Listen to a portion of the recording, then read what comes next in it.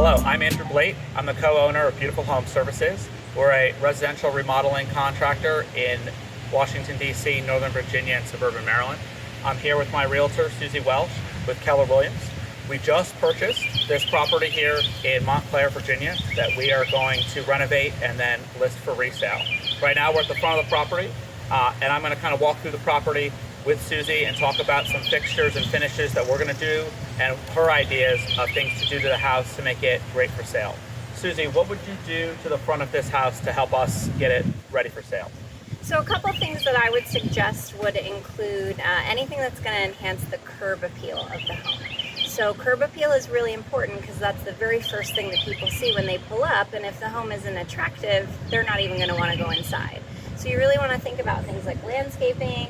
You want to take into consideration paint colors for things like doors and shutters, and the outside too, which isn't relevant here with the brick.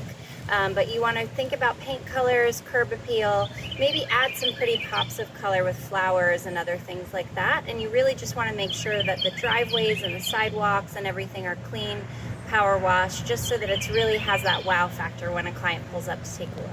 That's some great advice. I think what our plan here for this house is going to be to do some landscaping, cut the shrubs back, clean up the yard like Suzi was saying. We're going to change the color of the shutters if the HOA allows us to. We're going to change the color of the front door just to give it some pop and some curb appeal. All right, so now we're going to move into the foyer and the entryway of the house and talk about some upgrades that we're going to do there. Come with us.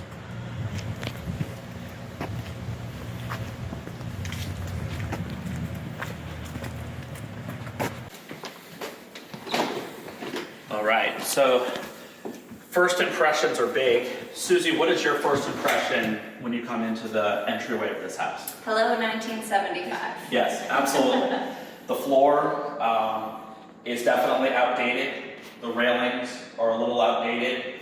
The paint job is not particularly good. So I think, in my opinion, and back me up here, when you first walk in, it has to look really, really nice. Yep, you're completely right about that wow factor when you first walk in the door. Again, same thing as when people pull up to the house. If they walk in and they don't like what they see, chances are they're going to turn around and walk right back out. So I think what we're going to do here, the front door is in really nice shape, so we're going to sand that down and paint it as part of the exterior. This floor, like you said, it's 1975, still living right here. We're going to take this floor up and we're either going to do a nice tile or possibly an LVT flooring, or possibly continue the hardwood floor through. We haven't quite decided on that yet, but whatever we're going to do, it's not going to look like 1975.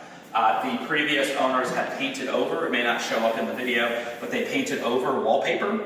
So that will be one of the first things that goes, is taking off the old wallpaper, sanding down the walls, doing a really, really nice paint job. I think a lot of times people getting their homes ready for sale discount how important painting is, and the paint job really needs to look nice. And the other thing we're going to do is we're going to update this old railing, because this railing also screams 1975 here.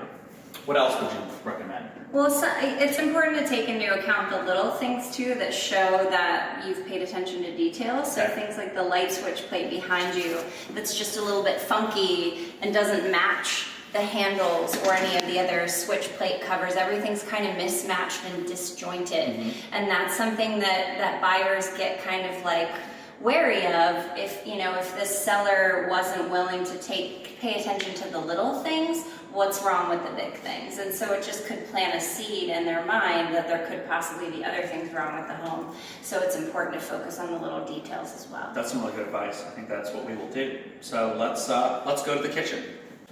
So one of the things that attracted us to purchasing this house was the fact that the kitchen is nice and big. I know for me, I like to cook, and having a big kitchen where everybody can gather was important for us when we purchased our last home. I know it's important for resale, correct?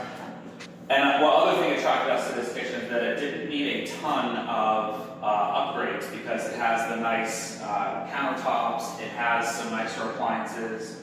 What would you do to this kitchen to make it a little bit more contemporary and ready for sale? So this goes back a lot to what I had said in the foyer about things being disjointed. That's, in my opinion, the perfect word for this kitchen. It's very disjointed. Nothing really is coordinated, nothing goes together. together, the hardware, the lights, the appliances, the backsplash, everything's sort of mismatched and piecemealed. And so that just makes it have sort of a weird feel to a lot of people. So the first thing that I would suggest is modernizing the cabinets a little bit, even with a coat of paint. Making them maybe a white or a gray or a beautiful modern color, and then just bringing everything together, having a backsplash that makes more sense with these cabinets, having hardware that's more updated, you know, on the cabinets themselves, making sure the light fixtures and the paint and the little things are more polished and more sophisticated. I think that that's excellent advice. The fan, I think, is a perfectly nice fan, but it is a very specific fan that many people might like and many people might not like. And we want to take away, you know, any opportunity for a customer or buyer to come in here and say no. So I think we're going to either switch this fan out either with a new light fixture or a new fan. The cabinets, to your point, the cabinets are actually in very good shape. We paint a lot of cabinets. Painting cabinetry is a great way to update the kitchen, make it look really, really nice without having to go through the expense of a full kitchen remodel. So for somebody who's getting their home ready for sale like this one, and they don't want to spend 50, 60, 70, 100,000 on the kitchen, they can spend significantly less by just painting the cabinets. So we're going to paint the cabinets. To your point, we're going to match all of the hardware. The cooktop is damaged, so we're going to switch the cooktop out with a new cooktop. We're most likely going to switch out the oven with a stainless steel so that it matches the refrigerator and the dishwasher. As I said, the countertops are good, the floor is good. We're going to take out the backsplash, and then of course the paint job in here is probably hard to see on video, but the paint job is not particularly good. So I think those updates to the kitchen won't cost us a lot of money. They won't take a lot of time to do, but the wow factor, the impact, I think will be huge. So when we turn around here into the family room, again, one of the things that attracted us to buying this house were the hardwood floors. Hardwood floors have been popular since they invented them. I think they're still as popular today as they were 100 years ago. The floors here are also in really, really good shape. The previous owner took very good care of them, so I don't think we're going to really need to do much to the floors. The issue is this giant brick wall. What do you think about our brick wall here? So again, it goes back to what we were talking about in the kitchen, with it just being kind of dated. And so it's actually a really simple fix to bring it up to 2019, 2020. Things like paint. You and I had talked about painting the brick. Again, a more fresh, modern color like a white or a gray to bring it. And then potentially changing out or even just painting the door to the fireplace as well to just bring that up. And then again, like I mentioned in the entryway, things like all of the switch plates being mismatched. You know, those kinds of little attention to detail make a whole lot of difference to a buyer, because it shows them that as the seller that you've put in the attention to detail and that you've really made it the best home that it can be. Absolutely. So we're definitely going to paint the brick. There's no doubt about that. The other thing is that this room, like very many houses that were built in the 70s, has the wood paneling. There's nothing wrong with the wood paneling. I think that we can sand it down, prime it, and paint it, and make it look really, really nice. Again, it's a relatively inexpensive upgrade to the home. So if you were getting your home ready for sale and it had paneling, instead of going through the expense and hassle and mess of taking it down and drywalling it, we can just paint it and it will look just fine. So I think from here we'll go upstairs. Sounds good. So as we go upstairs, again, the paint job in the stairwell is really concerning. While you don't spend a lot of time living in your stairwell, if you're thinking about listing this house for sale, when you have a potential new buyer coming in and they're walking up the stairs, what are they looking at? They're looking at the stairs, they're looking at the walls, they've painted over wallpaper here, there's gashes in the wall, the paint is really uneven, there's some paint on the stairs themselves. So I think from a resale standpoint, that would be a big drawback to a potential buyer, correct? For sure. Again, it's an attention to detail thing. Yeah. And every little thing that a buyer sees that's like, ooh, you know, that just little thing, they add up over time. And the more and more little things that a buyer's going to see, the more hesitation they're going to have about purchasing the home, because they add up one on top of the other. Let's actually go upstairs. So the master suite, you always tell me, Suzi, that most important things are location, location, location. After that, it's kitchens, bathrooms, main level, and master suites, right? Mm-hmm. Absolutely. So this master suite is nice and big. Again, The previous owners took pretty good care of the house, so there's not a ton that we need to do. The carpet is relatively new.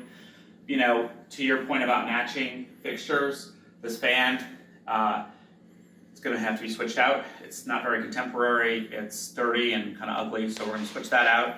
The cable line running on the floor, we're gonna take that out. The paint, again up here, this is probably the best paint in the house, and that's not saying very much because there's paint on the ceiling. The ceiling itself needs to be repainted, so we're definitely going to spend a lot of time doing a good job painting. To your point about matching, hold if you can switch around here. We've got a 6-panel door with a handle on it. Then we have a flat panel door with 2 different color doorknobs on it. So we're going to go around the house and make sure all of the door hardware matches, that all of the doors match, that all of the face plates match. Just because if you're standing here, this looks, to your point, not very intentional. That there was not a lot of attention to detail when they kind of put this part of the house together. No. And that's something that sellers don't usually think about, those small details, because everybody's focused on, I have to update my kitchen and my bathroom and new carpet, and they don't think of those small things that, like I've mentioned before, add up over time in the mind of a buyer as potential for concern, and they're relatively easy to fix, things like switch plates and doors and doorknobs, and they're relatively low cost as well, and you get a huge bang for your buck as a seller by just taking the time to pay attention to those little details. Excellent. Let's check out one of the guest rooms. So we can stop here in this bathroom. The previous owner had updated the bathrooms, which is nice.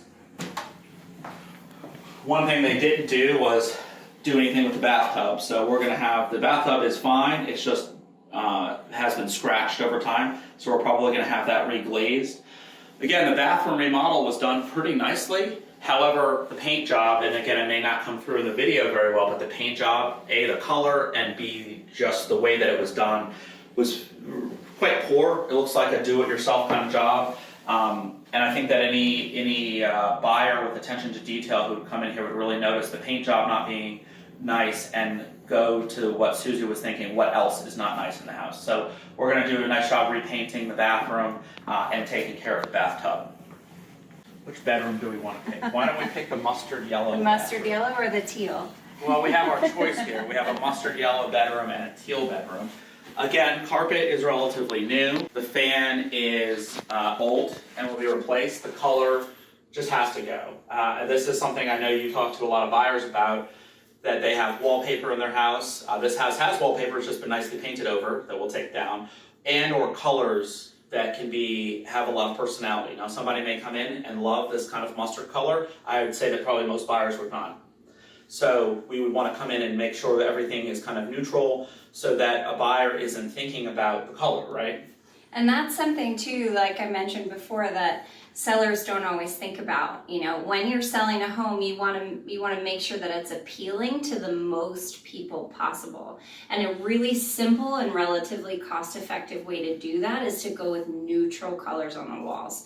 It has a lot of bang for your buck. If you keep it neutral, you're gonna appeal to more potential buyers, which is what we all want at the end of the day. And things like paint is something that you can do if you're selling your home and you don't have a lot of money to invest in the home when you're getting it ready to put on the market. Paint is a really simple way to just freshen up and modernize your home, as long as you go with those really nice neutral colors. The other thing, I think this room really speaks to it, they have an off-white color on the trim, they have an off-white color on the ceiling. And what the downside to that in this scenario is that it makes the areas look dirty. And so what we'll do here is we'll do a nice off-white color on the walls like you're recommending, and we're going to do a nice bright white on the trim and on the ceilings. And that'll make the space feel brighter, it'll make it feel bigger, it'll make the color that we pick for the walls pop and be more defined. Again, a small, relatively inexpensive fix that can make the house show really, really well, I think. Do we want to see the teal bedroom? Sounds good. Let's go to the teal room. Why not? I don't even know if teal's the right word for this one. It's teal and it's semi-gloss. It's very bright and shiny. And it's not fully painted, and they painted over a border. So we've got a lot of, an old, very small ceiling fan. So there's a lot of negatives for this room. And while structurally there's nothing wrong with it. Again, it has new carpet. It's a nice big bedroom. I think it'd be a nice office. It'd be a nice bedroom for a kid to live in. When a buyer comes in and looks at this, it's going to be a big turnoff to them because they're going to think about how much work needs to be done for them to make it to their own space, right? And the other thing with this is you photograph this room, as you can see in the video, and buyers look at it online and they see this, which is going to show even worse in a picture, frankly. They might not even come to look at it in the first place. That's a really good point. It's really important to keep that in mind as well. The goal is to make it as neutral and fresh as possible so we can get people in the door. So we're going to detail this room. Yes. So I'll reintroduce ourselves. My name is Andrew Blate. I'm the co-owner of Beautiful Home Services. We're a residential remodeling contractor in the Northern Virginia, suburban Maryland, and Washington, D.C. market. And this is my agent, Suzi Welch. She's with Keller Williams. And she helped us find this house, and we're going to put some work into it, and then we're going to hopefully turn around and have her list it and sell it.